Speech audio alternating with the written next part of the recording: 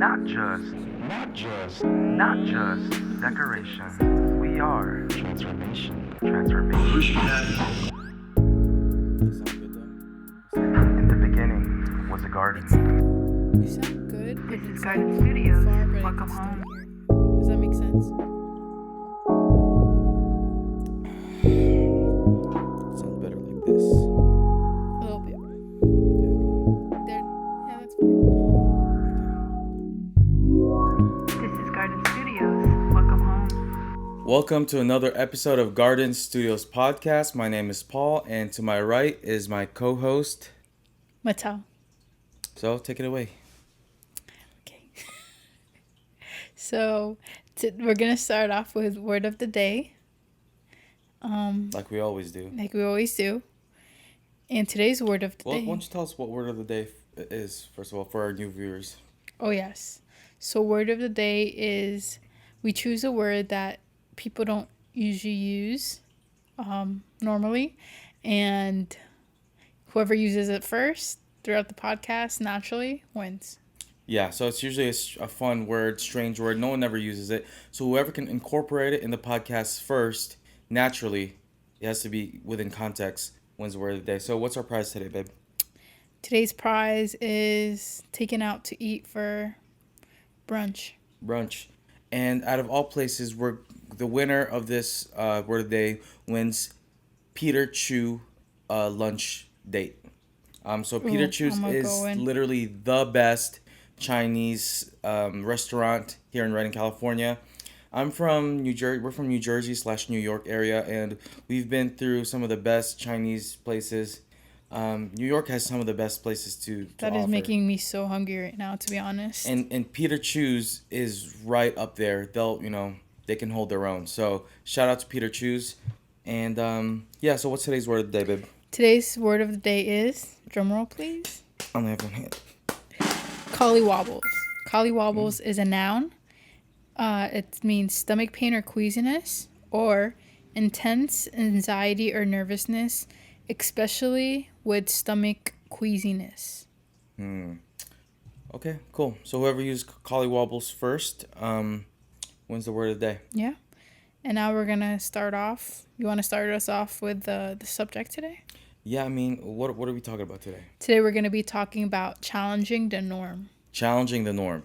So I just started third year here at BSSM, Bethel School of Supernatural Ministry. It's been a great time.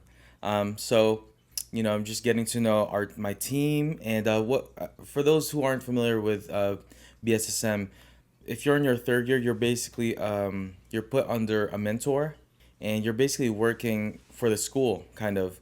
And so I was matched with this amazing man called his name is Francesco Sidelli. So he's the creative director of Bethel School and Bethel Church too, I think. Anyways, I think it's one and the same. But one of the things that he brought up was challenging the norm, and we kind of talked about it a little bit at one of our meetings. And from when you first hear about it, like challenging the norm, just talking about it in a church perspective, if let's say a church pastor, like a head pastor, hears that someone wants to challenge the norm, it's kind of I would perceive it as a little bit scary. I would think that it's a little scary because challenging the norm, that means you're doing something that's out of the ordinary, and it can come off as rebellious. So a lot of churches, from what I've seen, tend to deviate from challenging the norm because it can be scary. It can be marked as rebelliousness, or it could be just it could scare people away. It's a risk. 100%, it's a risk. So today we're just going to talk about what challenging the norm really means and how it's actually essential for the church today, not just in creativity, but just as a society. It doesn't even have to be in the church, whether you're in business, whether you're in whatever sphere of influence you're in. Challenging the norm is essential if we want to be successful. So why don't you what's your thoughts on that, babe? Challenging the norm. Yeah. Well, the thing with challenging the norm is differentiating the difference between actually challenging the norm or just disregarding or dishonoring actually the authority or leadership in whichever setting you are, church, work, or society. That's hard. What do you think? Like, where is that boundary, or when is it crossing the line Between between doing something that's beneficial and dishonoring the authority or leadership? right. So what's the line between challenging the norm and disregarding slash dishonoring leaders? Whether you're in school, church, business, is that what you're saying? I mean, I think the first thing is that's big is honoring, right? Is honor.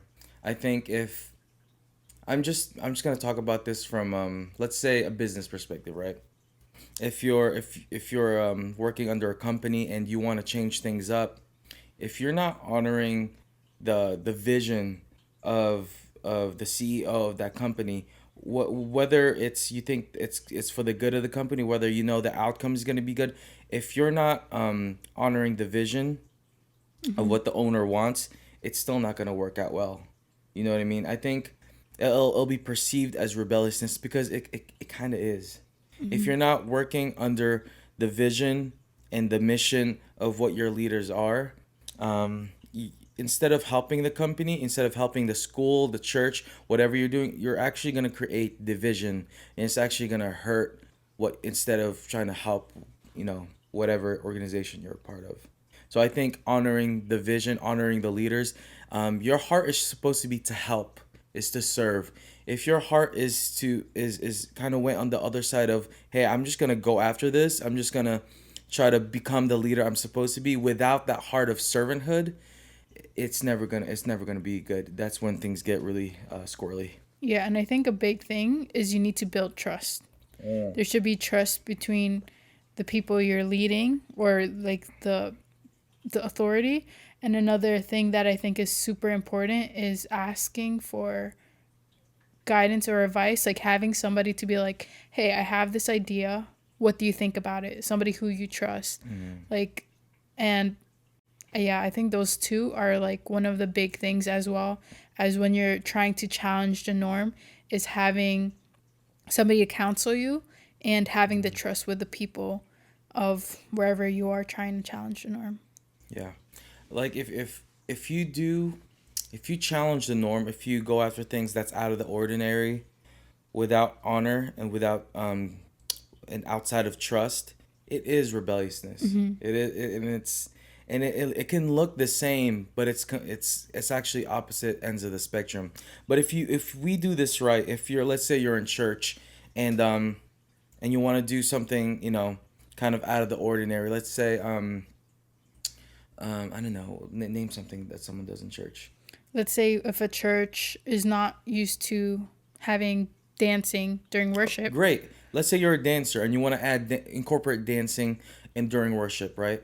If you're not if you're doing that outside the trust of your leadership, if you haven't gotten that relational equity with your leaders yet, and you kind of do it too soon, if you do it anything prematurely, if you try to do something prematurely and it's not, the image that was supposed to be created, the vision that was supposed to be created, if you try to go after it prematurely, it's never going to be good, it's never going to be complete. The outcome, you can't force it. I agree with you. What you say is that you have to steward well what's been given to you by your leaders so that you can graduate slowly with their trust. When you walk into if you approach leadership, you can't really expect them to kind of hand you full reins of authority. That's gradually given to you, most likely. And yeah, take it step by step. You can't rush it. If we want to be good leaders, because what you are, if in order to challenge the norm, you're actually becoming a leader. You're taking the church, the school, the organization, the business into a direction that it wasn't before. That's out of the normal, out of the ordinary. You're actually a leader. And if we want to be good leaders, we need to take people with us. Yeah. Yeah. I think challenging the norm is not something I normally do. Like, it gives me the Collywobbles? I haven't won a word of the day challenge in like I don't know. I don't remember the last time I won a word of the day. I don't know.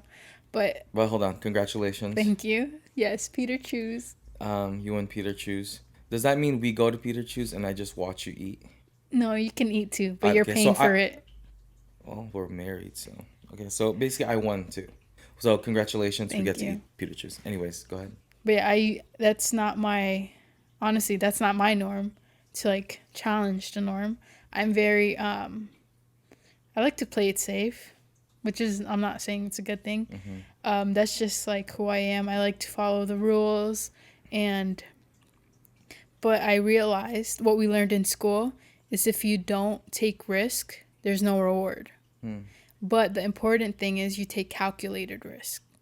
And what I mean by calculated risk is, one, ask somebody like who you what's it called, like who you trust, like somebody who you can, not like, kind of like a mentor, I guess, but like asking them, like I said, telling them what your thoughts are. So that's like giving input and it's giving wisdom to your idea, but also how much, how do you explain this? How would you explain calculated risk? Um, I think I would say I would change the word calculated, and I would change it with the word more like wise risks. Yeah. You know what I mean? Like wise in that, because calculated, yeah, I guess calculated would be synonymous, but like, it's not just what you're doing, but when you're doing it. I think a lot of what wisdom is your timing. Like, let's say you're in a church and you wanna, let's say, add the dancing, right? Like, is this the right time? Can this help? Is this beneficial? And kind of like the risk versus reward type deal. Like, what am I risking and what's the reward? And you really have to go through that. And there's no equation for that. And it's more like, yeah, you really have to, take it to prayer. You really have to take it to your leaders, get feedback, get input. And if the people around you feel are saying like, yeah, let's go for it. Like, I think now's the time. I think it's especially if it's a big change. I think you really need the input from people that you trust. Yeah. It's like, if it fails, what will the effects be? But if you succeed, like if it works, what does that look like? Is it Right. really worth it? Like Right. whatever if it does work over if it doesn't work. Right. Because you don't know. That's what a risk is. You don't know if it's going to work or if it's not. Right. And I would say there will be times where you take a risk and it completely bombs. And that's completely okay. I think cultivating what we learned here in school is how important it is to cultivate an environment where it's okay to fail. It's okay to bomb because if you take risks enough, you are gonna fail. But I think what's important when you're in a situation where you talk to your leaders, be like, hey, I think we should take this risk. I think we should, divert from the norm and do this instead. And you bomb and it fails, and it was your idea. I think the best thing to do with that is to own it. Say, hey, listen, I thought that was a good thing. Turned out it wasn't. And if the leaders above you, a good leader would be like, okay, that's okay, we'll clean it up. But it's never it's never a halt to taking risks again. Because if you say no to risks, you say no to progression. If you say no to risks, you say no to the next best thing. And so I would say you will, like, I hope this doesn't discourage you guys from challenging the norm or taking risks, but there will be times where it bombs, but you just have to own it and say, hey, I thought this was what would happen, and it didn't. I'm owning it, but let's move on.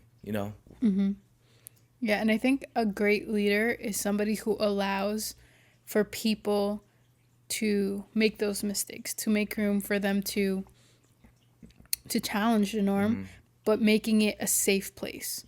Like, for example, you're not going to put someone who's new at leading to lead like hundreds of people, but let's Right. say you give them like 4 people. That's just like an example, Yeah. like kind of a visual of what I'm talking about. Mm-hmm. It's like as a leader, you have to allow people to take those risks and not micromanage everything, Right. because there's things that they see that you may miss, Right. but also cultivating it that it's a safe place, and that even when they do those risks, it's not gonna bring them down dramatically. Right. And and creating that environment is really scary to a lot of leaders because um there's a lot of space for failing. There's a lot of space for people messing up because they've been given trust. Because if you give trust, it also gives them the opportunity to, kind of fail. But the thing is, the same, like Jesus had disciples, right? And the atmosphere that he created was very empowering. He trusted them, and he gave them a lot of space. And there was a Judas. But the thing is, if Jesus didn't give him that same space, there wouldn't be a Peter. There wouldn't be a John. There wouldn't be, all those amazing disciples. There wouldn't be a Stephen. The thing is, the same atmosphere that cultivates amazing leaders, the same atmosphere that really empowers people, is also the same atmospheres that create a Judas.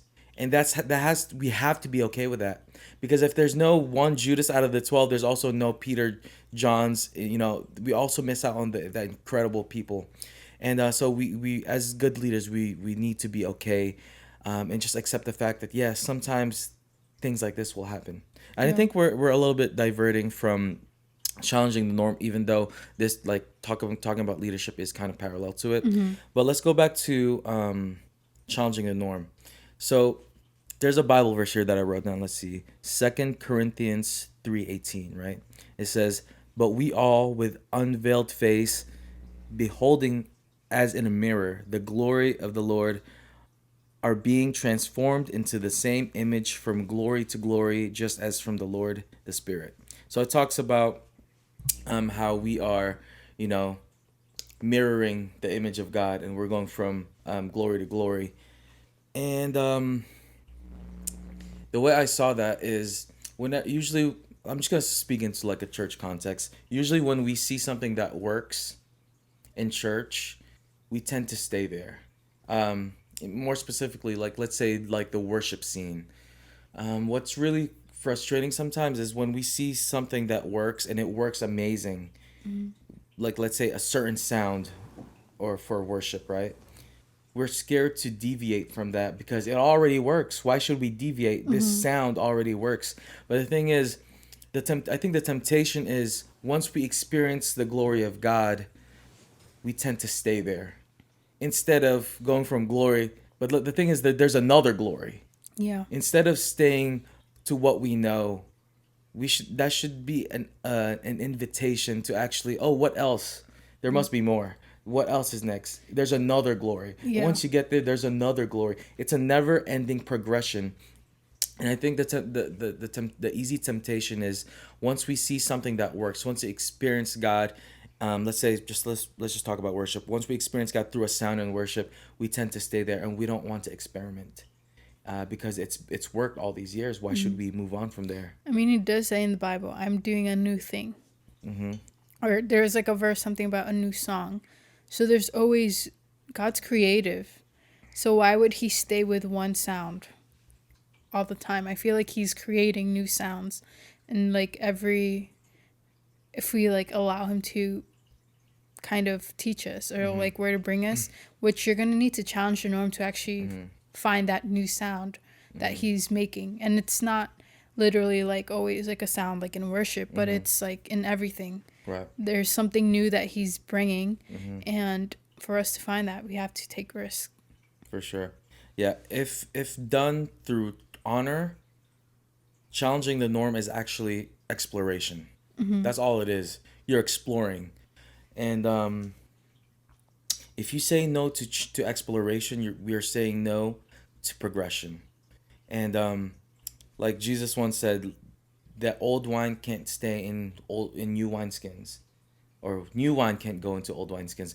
And the thing is, sometimes we get frustrated when we're looking for quote unquote new wine. We're looking for a new experience with the Lord, or maybe in business, we're looking for the new wave. Like, how can I take my business to the next level?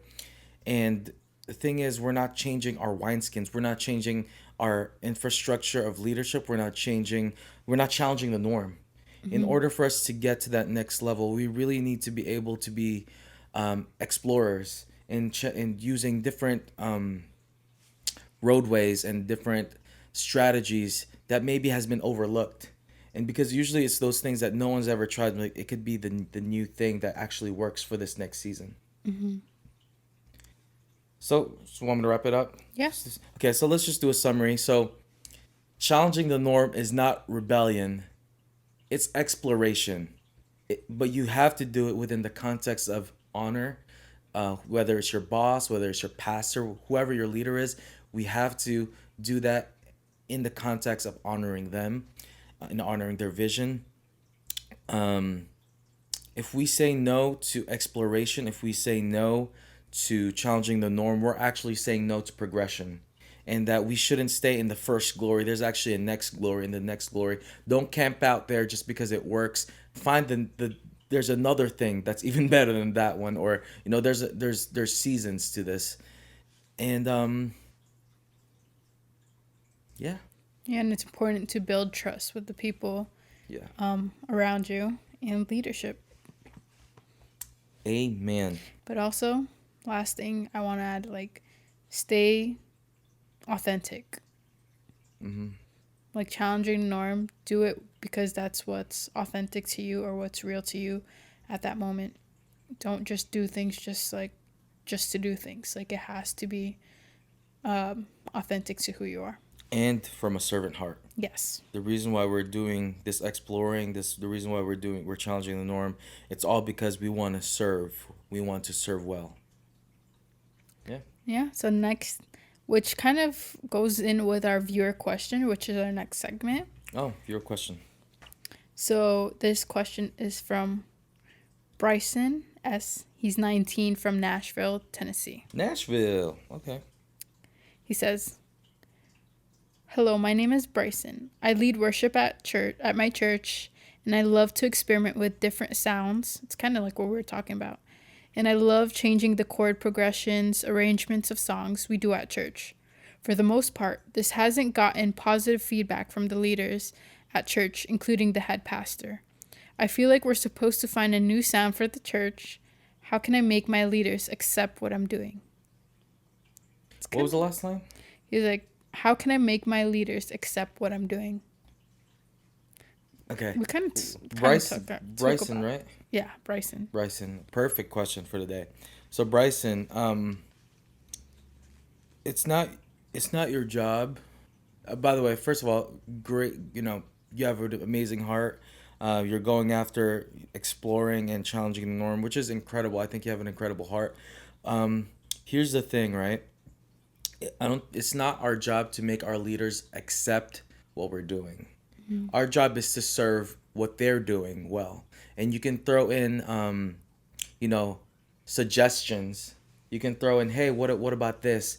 And maybe at the beginning they're gonna say no, because you still have to grow in their trust. But eventually, once you keep honoring them well and keep gaining that trust, you'll be able to do what you want to do as far as the music goes, as far as the arrangement goes. That's amazing. I love it when people change arrangements to songs, because as a musician, it tickles my ear. I love it.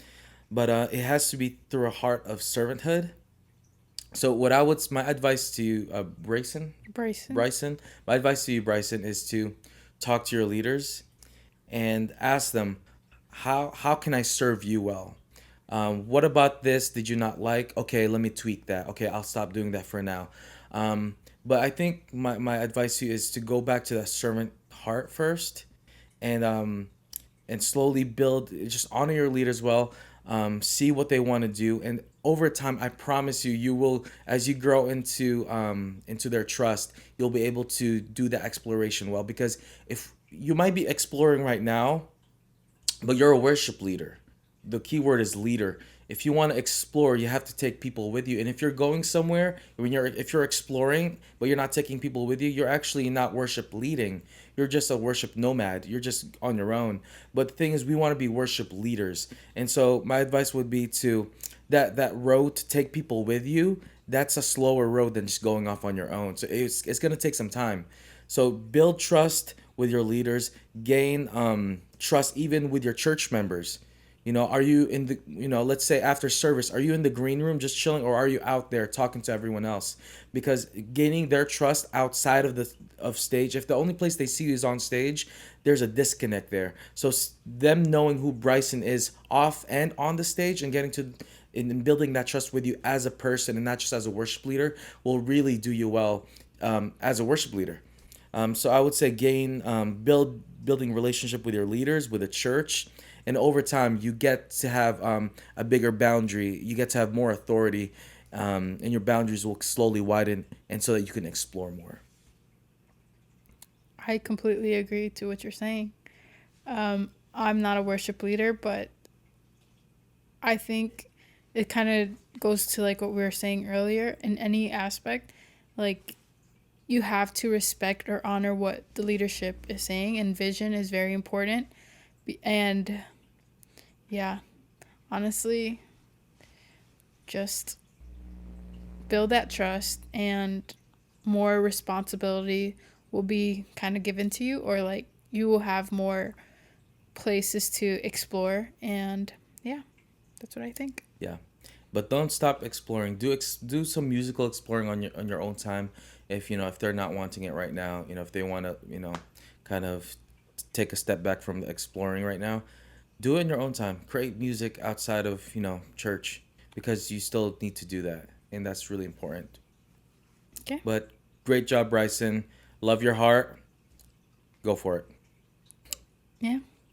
Now we're going to go on our last segment, which is the challenge. And today's challenge, we're going to do Poetry yes, challenge. 1 minute, 1 minute poetry. We forgot to pick a topic. Do you want to choose a topic? Okay, we'll do poetry about each other Okay. for 1 minute. All right. Can you pass me those? I'll set a timer.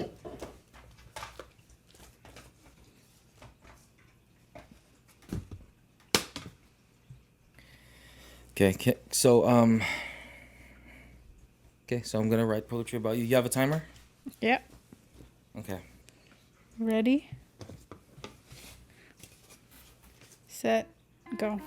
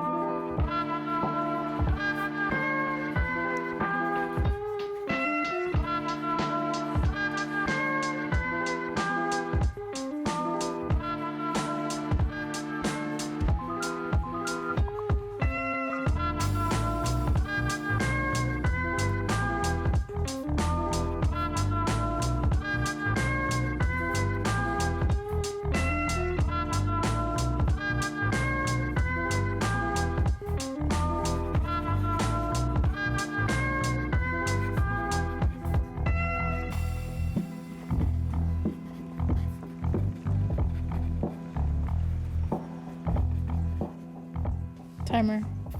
That's already 1 minute? Mm-hmm. Oh my god, I only have 2 lines. You wrote a lot. Good job. Shit, you want to go first? Yes, I'll go first. Okay. So this is a funny poem. It's called Paul. Paul. He likes to play ball. He's not that tall. He likes to draw. But he also likes to challenge the law. Oh. He plays guitar, but he doesn't like to walk too far. That's true. And that's it. I like how it is not only poetic, but it's true. Everything in there is true. I like to challenge the law. How so? What, sometimes should I expose you? Hey, So when the light is not green yet, but he feels like it's gonna be green, he likes to go, which I tell him not to. okay, can I just say something? This is during the red light and green light during a traffic stop. That's when me and the Lord practice. I practice him hearing his voice. So sometimes I hear a whisper, green. And it's not green yet, but I just go because I'm trusting the Lord. And it's always been correct. Yes, but don't do that. Do not do that. He promised he won't If do you're not that prophetic, anymore. don't do that. Anyways, my turn. Mine is only 2 lines. Can I just make eye contact with you while Okay. we do this? Don't break eye contact. Okay, let me sit. And I'm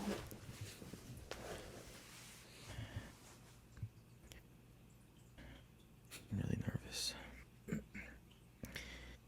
Your eyes are like the tapioca to my boba. Your hair is as silky as freshly made ramen. thank you. I did that. I wrote that Good job. in that 1 minute. As you can see, I'm really hungry. I'm hungry too. We haven't eaten yet. So we can eat after this. Yes, I get my Peter Chews. Peter choose. Well, that concludes our Today's session. today's session. So thank you guys for watching.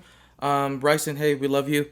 And we love everyone, all you guys are watching, whether what country you're from, whether you're in Reading. But with that being said, we love y'all and toodles. And like and subscribe. Oh yeah, please subscribe. Helps us out a lot. That's it. Not just, Bye. Bye. not just decoration. We are transformation. Transformation. In the beginning was a garden. This is Garden Studios. Welcome home.